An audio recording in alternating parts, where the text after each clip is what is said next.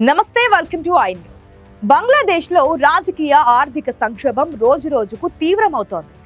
ఒకవైపు దేశంలో రోడ్డుపైనే బంగ్లా బతుకు అన్నట్లుగా పరిస్థితులుంటే, మరోవైపు గొర్రెపోతు గాంభీర్యం ప్రదర్శిస్తూ భారత్ పై విషం కక్కడానికి సిద్ధమవుతోంది.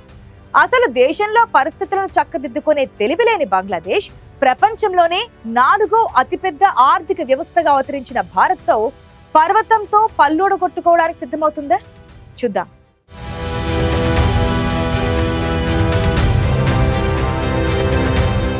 బంగ్లాదేశ్ పరిస్థితి ఇప్పుడు అగ్నిగుండంలా మారింది. దేశంలో తీవ్రమైన రాజకీయ అనిశ్చితి, ఆర్థిక సంక్షోభం ప్రజల బతుకులను చిన్నాభిన్నం చేస్తున్నాయి. షేక్ హసీనా ప్రభుత్వం కూలిపోయి మహమ్మద్ యూనస్ నేతృత్వంలో మధ్యంతర ప్రభుత్వం ఏర్పడిన తర్వాత పరిస్థితులు చక్కబడతాయని ఆశించిన ప్రజలకు నిరాశ ఎదురైంది. యూనస్ ప్రభుత్వం 10 నెలలు పూర్తయినా ఎన్నికలు నిర్వహించడంలో, దేశంలో స్థిరత్వాన్ని తీసుకురావడంలో విఫలమైందన్న విమర్శలు తీవ్రంగా వినిపిస్తున్నాయి.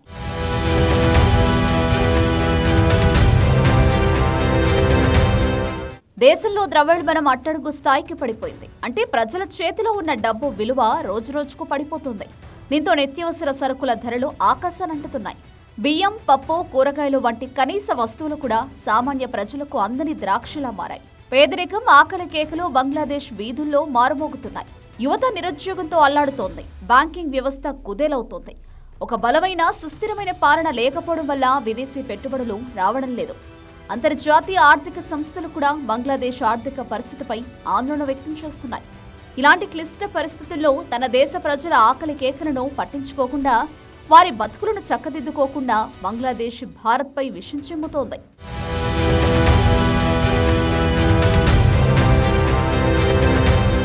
ఇటీవల జరిగిన ఇండియా-పాక్ మధ్య ఉద్రిక్తతల్లో బంగ్లాదేశ్ పాకిస్తాన్కు వంతపాడటం కేవలం ఆశ్చర్యం కలిగించడమే కాదు, నమ్మక ద్రోహం అనిపించుకుంది.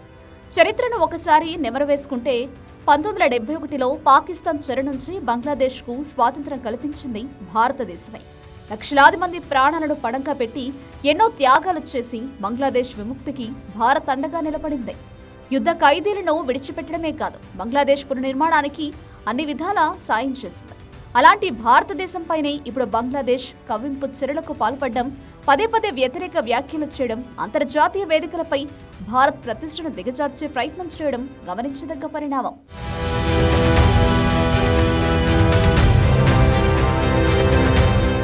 ఒకవైపు దేశంలో పరిస్థితి రోజురోజుకు దిగజారుతుంటే, మరోవైపు భారత్తో కవ్వింపు చర్యలకు పాల్పడడం బంగ్లాదేశ్ తెలివి తక్కువతనానికి నిదర్శనం. ప్రపంచంలోనే 4వ అతిపెద్ద ఆర్థిక వ్యవస్థగా అవతరించిన భారత్ సైనికంగా, సాంకేతికంగా కూడా ఎంతో శక్తివంతమైనది. అలాంటి బలమైన దేశంతో అంతర్గత సమస్యలతో సతమతమవుతున్న బంగ్లాదేశ్ తలపడటం అంటే పర్వతంతో పళ్ళు ఊడగొట్టుకోవడమే తప్ప మరొకటి కాదు. తమ సమస్యలను పరిష్కరించుకోకుండా అనవసరంగా భారత్తో కయ్యానికి కాలదువ్వడం బంగ్లాదేశ్కు ఏమాత్రం లాభం చేకూర్చుదని, చివరకు మరింత నష్టాన్ని మిగులుస్తుందని రాజకీయ విశ్లేషకులు హెచ్చరిస్తున్నారు. సరిహద్దుల్లో ఉద్రిక్తతలను పెంచడం, వాణిజ్య సంబంధాలను దెబ్బతీయడం వల్ల బంగ్లాదేశ్ మరింత నష్టపోతుంది.